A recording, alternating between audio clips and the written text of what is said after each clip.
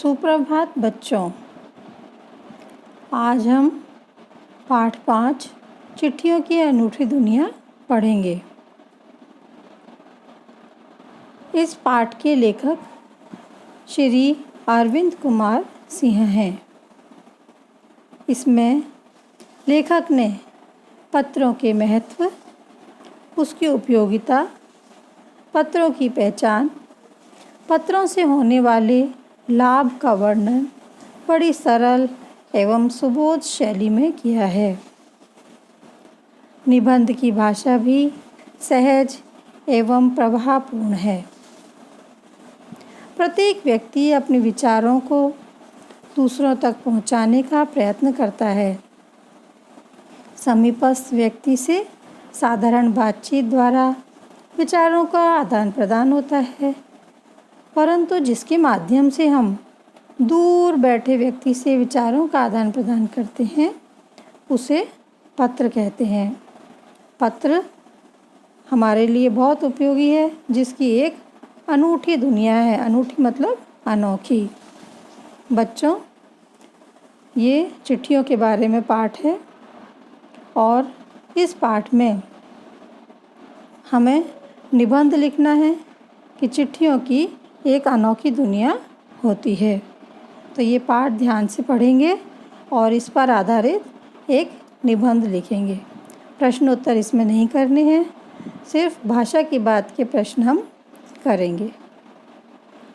पत्रों की दुनिया भी अजीबोगरीब है और उसकी उपयोगिता हमेशा से बनी रही है। पत्र जो काम कर सकते हैं वह संचार का आधुनिकतम साधन नहीं कर सकता। पत्र जैसा संतोष फ़ोन या एसएमएस कहाँ दे सकते हैं। दुनिया का सारा साहित्य पत्रों पर केंद्रित है। पत्रों का भाव पूरे विश्व में एक सा है, भले ही उसका स्वरूप अलग क्यों न हो। पत्रों के अलग अलग नाम हैं। उर्दू में खत, संस्कृत में पत्र, कन्नड़ में कागज, तेलुगु में उत्तरम, जाबू और लेख तथा तमिल में कड़िद कहा जाता है। पत्र यादों को सहेज कर रखते हैं। हम अपनी यादों को, अपनी पुरानी बातों को हम बहुत ही सहेज कर सही तरीके से हम पत्रों के माध्यम से रख सकते हैं। हर एक की अपनी पत्र लेखन कला है और हर एक पत्रों को अपना दायरा। दुनिया भर में रोज़ 4.5 करोड़ चिट्ठियाँ डाक में डाली जाती हैं।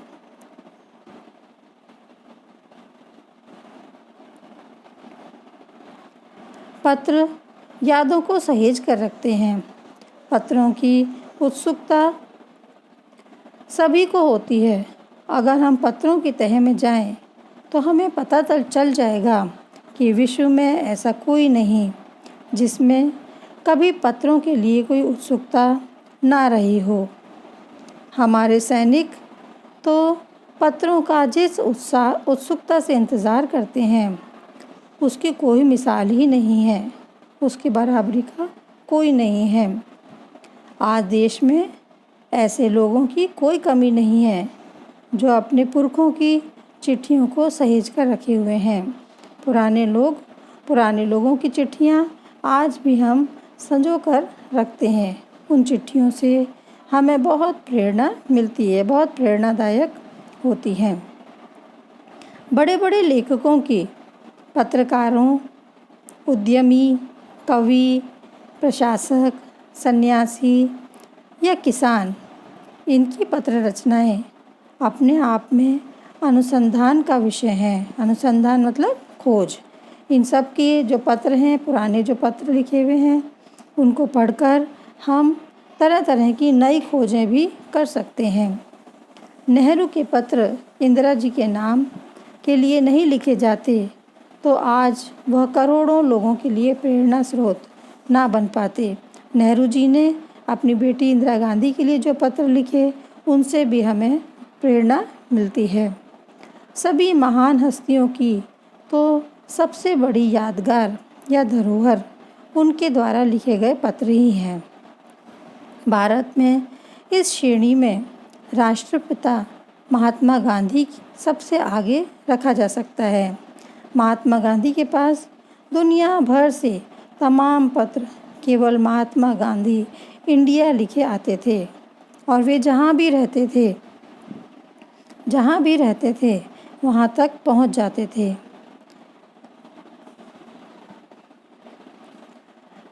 भारत में आज़ादी के पहले महासंग्राम के दिनों में अंग्रेज़ी अफसरों ने अपने परिवारजनों को जो भी पत्र लिखे वे आगे चलकर बहुत महत्वपूर्ण पुस्तक के रूप में प्राप्त किए गए।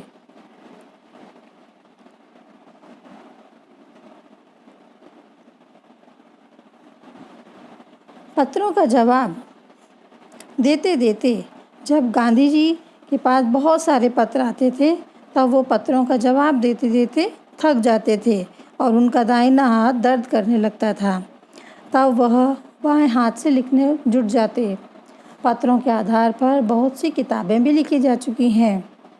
वास्तव में पत्र किसी दस्तावेज से कम नहीं है। दस्तावेज मतलब बहुत ही महत्वपूर्ण चीज़।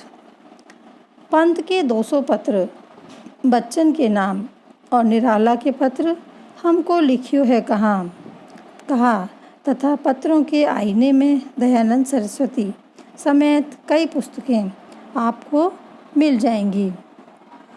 संकलन का यह काम डाक मंगल मूर्ति ने किया है। प्रेमचंद नए लेखकों को बहुत प्रेरक उत्तर देते थे। इसी प्रकार नेहरू और गांधी के लिखे गए रविन्द्रनाथ टैगोर के पत्र भी बहुत प्रेरक हैं। उनके भी जो पत्र हैं वो बहुत ही प्रेरक हैं, हमको प्रेरणा देने वाले हैं।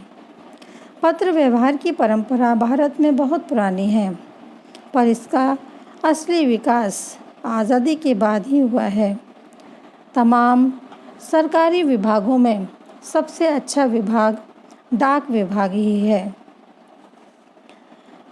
तमाम सरकारी विभागों की तुलना में सबसे ज़्यादा गुडविल डाक विभाग को दी जाती है। गुडविल माने उसको अच्छा माना जाता है। सब लोगों को जोड़ने का काम करता है। घर घर तक इसकी पहुंच है। शहरी इलाकों में आलीशान हवेलियों हों या फिर झोंपड़ियों में रह रहे लोग, दुर्गम जंगलों से घिरे गांव हों या फिर बर्फबारी के बीच जी रहे पहाड़ों के लोग तथा अन्य क्षेत्रों में रहने वाले लोग पत्रों का बेसब्री से इंतज़ार करते रहते हैं। जो लोग दूर दराज के इलाकों में रहते हैं, पहाड़ी इलाकों में रहते हैं जहाँ इंटरनेट की सुविधाएं नहीं है, मोबाइल नहीं है, काम में लिया जा सकता, वहाँ पर लोग पत्रों का अभी भी बेसब्री से इंतज़ार करते हैं। गांवों या गरीबों की बस्तियों में चिट्ठी या मनी ऑर्डर लेकर पहुँचने वाला डाकिया देवदूत के रूप में देखा जाता है। जो भी इन गरीब बस्तियों में डाकिया चिट्ठी और मनी ऑर्डर लेके जाता है उसको लोग भगवान स्वरूप मानते हैं। देवता आ गया और जो पैसा लेकर आया है। दूर देहात में लाखों गरीब घरों के जो चूल्हे हैं, जो खाना पकता है, वो उस मनी ऑर्डर के ज़रिए ही जब उनका ये कार्य होता है। जब पैसा नहीं आता तो उनके घर में चूल्हे भी नहीं जलते, इसलिए वो उन चिट्ठी और मनी ऑर्डरों का इंतज़ार करते रहते हैं कि कब बेटा दूर सीमा पर बैठा है और वो उनके लिए पैसा भेजेगा, जब भी उनके घर में सब खाने की व्यवस्था होगी। तो इसलिए वो डाकिया जो है एक देवदूत, एक देवता के समान उनको दिखाई देता है।